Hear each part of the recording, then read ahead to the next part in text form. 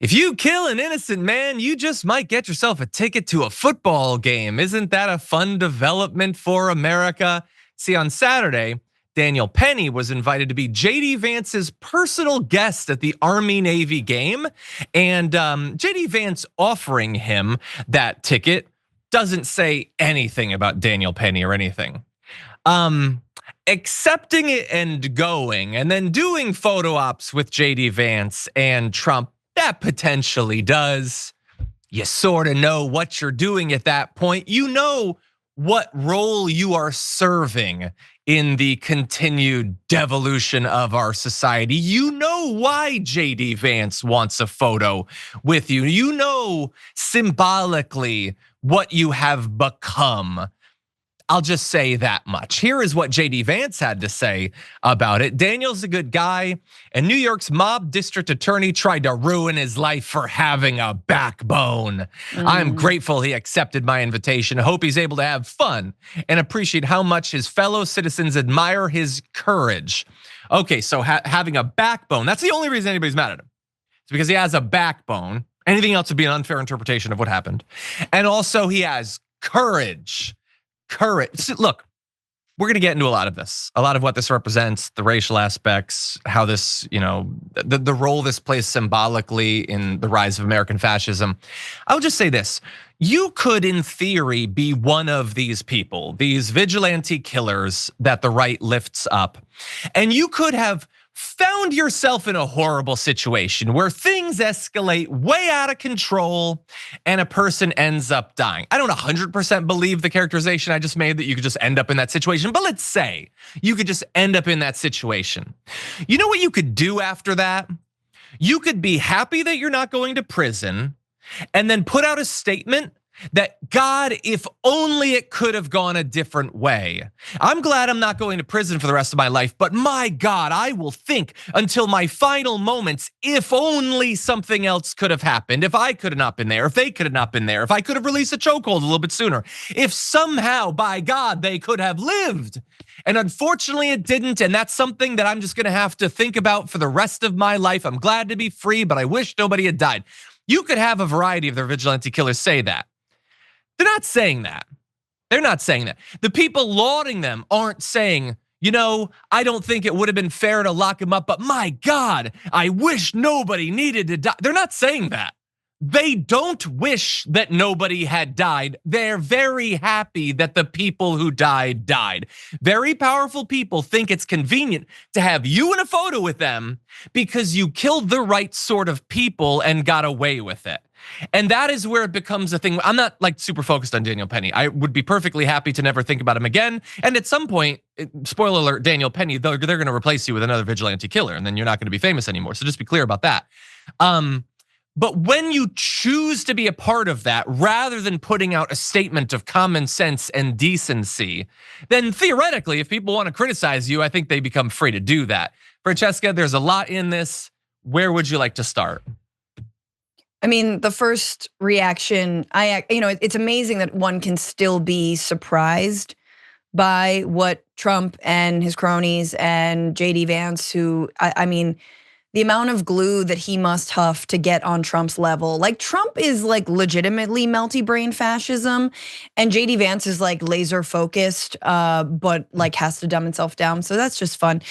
But my immediate reaction was, this can't be real, because who would celebrate, even with an acquittal, someone who murdered a guy for the simple act that he was having a mental breakdown in public, right? And even if it was an accident, let's just say that, okay, that it was an accident, that he shouldn't have been, received charge. Even if you believe that, which I don't believe that 6 minutes of holding someone in a chokehold after they've definitely been subdued amounts to, what was it, like using restraint, right? I do think it's excessive force, and I think that was applied.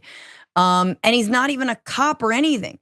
But anyway, let's say you do believe that, like, okay, even still, inviting him to be in the box while you're watching a football game ultimately is a celebration, not of Daniel Penny. It's not about him. It's not about him at all. It is about the celebration of the murder of an unhoused person, of a black person, of someone who was a nuisance, of a poor person, of a mentally ill person. That's what this is, no more and no less. You're absolutely right. Daniel Penny is a stand-in. And Daniel Penny, I mean, let's be real. He said that he doesn't want, the attention. He doesn't want the fame. He wasn't looking for that, but he said it on Fox News on Jeanine Pirro's show. Jeanine Pirro was an advising counsel person on his case. So, my guy, you've been politicized, and going to this game only furthers that. So, Daniel Penny is responsible, but not nearly as responsible as JD Vance, Trump, and the entire movement that says, no, more blood of poor black Americans on your hands, the better. Yeah, and we're not going to ignore the racial component of this. Maybe he would have choked the life out of a white person having a mental breakdown at the wrong time. I don't know, but that's not what happened here. And would he have been lifted up by the right as a hero in that case? I don't know. Maybe they really do like when you kill poor people, but they especially love when you kill poor black people. I would say about 10 times as much, maybe 20, maybe 50 times as much. Depending on the news cycle, maybe you would have been famous, but you have a much better chance of getting invited to a photo op with the president if you killed a black person. We know that. If it's like a progressive activist, especially if they're protesting like for like civil rights, that sort of thing, then maybe that's close enough. You can murder some like white progressive activists who don't want black people to be murdered, and that's like secondhand good. But we know what this is. This is the constant cyclical ritual sacrifice of black people. That's what it is. And the celebration of it. Tulsi Gabbard has a statement that it's a reminder of service and unity, reminding us of the sacrifices made for our freedoms.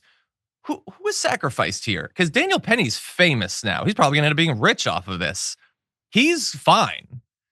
There's a dead person. Are you concerned about that person and all of the various ways that society failed to help that person?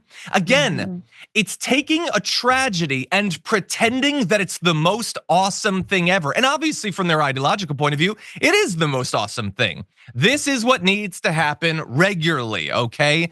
I personally think tragedy, bad when someone dies, and I'm consistent on that. They can't be, not for their ideological goals. And I think to your point about,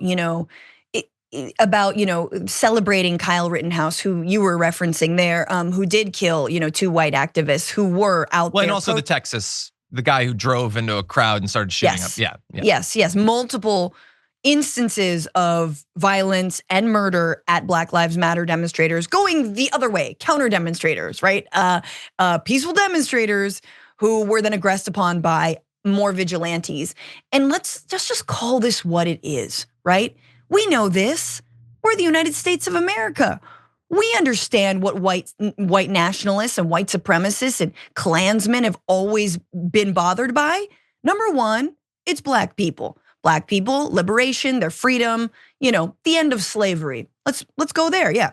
But number two, it's anyone who would empathize with that black person. It's anyone who would help in that struggle for liberation. I think they have a word for it, right? Remember, it's the N-word lovers. Let's just say it. Let's literally just say that. That's what it is. We are living that version in the year 2024 because, again, we still live with the legacies, the pain, and the lack of healing and lack of, honestly, justice going back to the times of slavery in this country. We need a third Reconstruction. We need real racial and economic transformation in this country. We need reparations, along with so many other things like mental health care, like universal health care, all of the things that could have helped someone like Jordan Neely out and make sure that Daniel Penny is not heralded like some sort of, idol. I mean, this is the alternate timeline, John, that we're living on. It's the timeline that we're in, which is, hey man, the enslavers, the Confederates, the Jim Crow Southern whites, they never got held accountable. And so now they're back in power, except they got a bunch of techno and billionaire fascists at their backs.